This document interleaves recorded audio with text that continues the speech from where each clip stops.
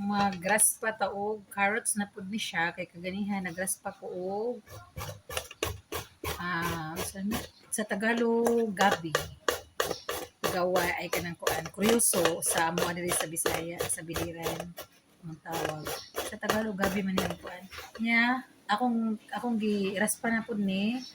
Then nagpalit ko og minced na chicken, akong inhalo ako na siyang himo na kong torta.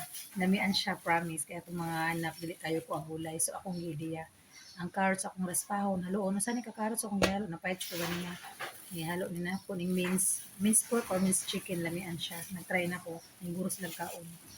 Kaya napalit ko. So, sawan ay kanang ketchup ba nga kanang pagkuan yun.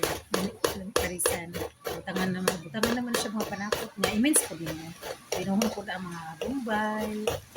Kuan mga panakot na sibuyas dahon. Pinuhon ko mo ko sibuyas dahon na tinanong. Sus, lamian siya promise yun.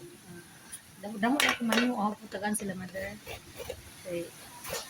Masagdan ako sa kumbalay maglutuan. Sila mama ako gapag dito. Kaya mabisin sila sa tindahan taon. Kuya GV, masa ka oras ang oli? Basta magdugay mo dito, ha? Ito, tanawa. Sarado naman ang mga tindahan, GV. Ano na?